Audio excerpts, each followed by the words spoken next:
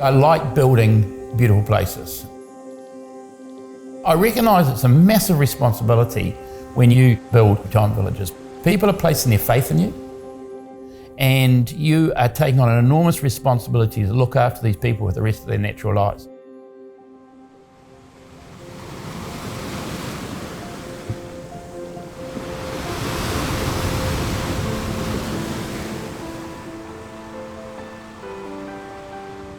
I'm Graham Wilkinson. I've been involved in retirement villages for 25 plus years.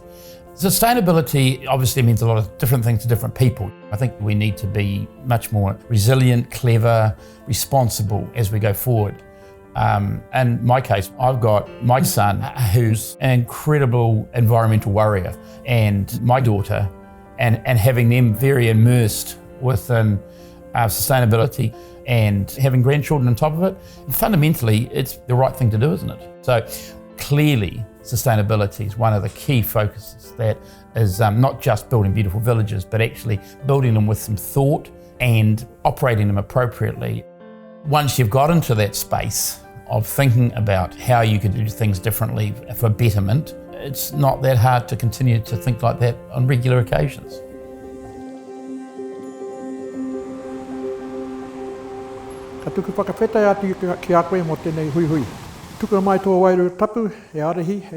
This land was where our tribe, Ngā Pōtiki, had all their gardens. I'm going back 200 or 300 years.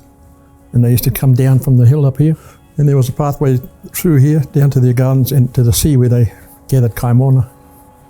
So it was very important for them, this piece of land.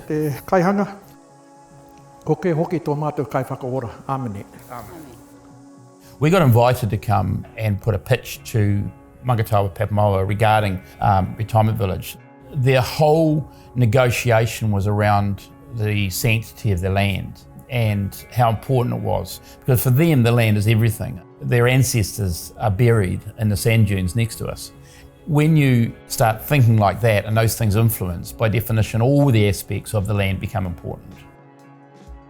Pacific Coast Village is an upscale retirement village of 222 houses and 400 residents, and Pacific Lakes will be 250 residences, so it's a big operation. And the kaitiaki aspect is very, very important because we are the guardians of the land. So you have to start thinking about what changes can you make now to make sure that your grandchildren and their children go on and have a viable and enjoyable future. I mean, we live in a beautiful part of the country, and I want to keep it that way for them. We have a huge driver behind us. Generus Living Group are really supportive, and I love having sustainability at the forefront of my mind. That is really important to me, and it's really important that I have an employer that cares about that as well. Every little thing we can do is going to be making a difference. We can really manage it here with our staff. We can put in procedures, processes on how we reduce our waste and what's going to landfill. We always try to buy local wherever we can, buy local, buy seasonal. If we can swap a product for something that is going to be more sustainable, then we will do that. It's also questioning the suppliers of some of the things we're bringing in. So yeah, it's been quite a journey. There's a whole range of things that we do. We've established a green waste recycling operation, and all of that recycled matter goes back into the gardens, and all the food from the kitchen goes back into worm farms that we have here. And the liquid that comes out of the worm farms is recycled in a container, like a tap that's left open in a public area for the residents to actually take that liquid and use it in their gardens.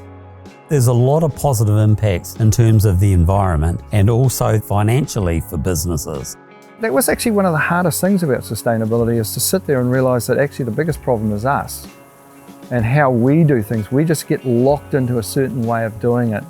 If you can incrementally keep adjusting what we do, then little things multiplied many times can become a really, really big thing. I get a deal of satisfaction out of it, really. And when I look at the bins, especially my little one that has the food scrap, but when I look at that going out each week, it's never full, but I think, well, that over 52 weeks of the year is quite a bit of food that would otherwise be going into landfill. They're definitely one of the more committed organisations that we have in the programs. They applied to our Resource Wise Community Fund to run some educational workshops and also upgrade their recycling and composting bays to help the residents sort their waste. So that's really awesome to have them really committed, and they're always keen to get us in and have the audits done, get the reports in straight away, and then educate their residents about what happened with the waste. Well, right from the outset, sustainability set high on what Pacific Lakes was looking to do. So for us, sustainability was not just a word, it was an action, and it was something that we practiced. A major part of the design is for it to sit in its environment comfortably. When you go to the exterior with the use of recycled timbers, they've achieved that remarkably well.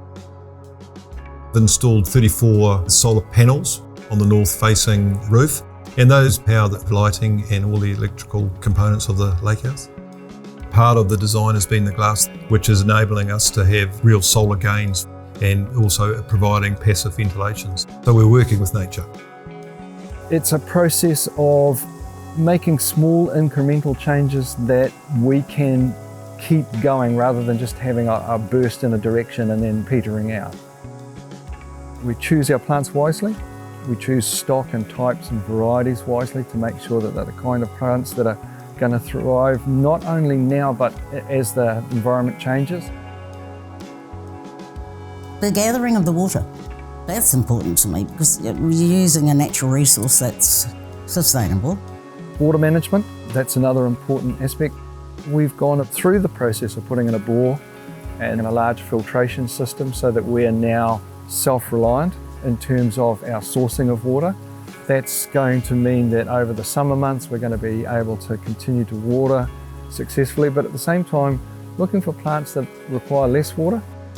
And then you're looking for technologies that help you along the way. Even things like new sprinkler heads use 30% less water than the old sprinkler heads. Now you take 30% over 2 villages and that's a huge amount of water. And then obviously the use of chemicals, fertilisers and things like that. I think the thing I'm most proud of is that I've got a team culture of people who are really thinking about this all the time. I think what we've achieved here is that we're actually doing a better job of it now by keeping it sustainable than what was ever happening on it before. As I say, with the different environmental projects that have been developed and what we're putting back into the land and into the gardens and things like that. Sustainability in the form of looking after our kaumātukuia and our future generations and also the environment. We've got an absolute commitment to move forward, and that commitment is supported by not just staff and management, but also by residents. And I'm absolutely convinced that over time, at all villages, both in construction and in ongoing operations, will make decisions about how they operate with a sustainability focus. Strategically, what we've done is embedding sustainability through the company for the future is by taking the learnings that we've had here and to roll it out within the other villages. I know that we'll do better and better. I think acting in a way where each day we do something that can make a difference. It may seem small, but if everybody does something small like that, it can make a big difference. Well, I just want to be part of contributing to a better world. It's a good feeling to be able to walk alongside grandchildren to lead to a cleaner and more sustainable world.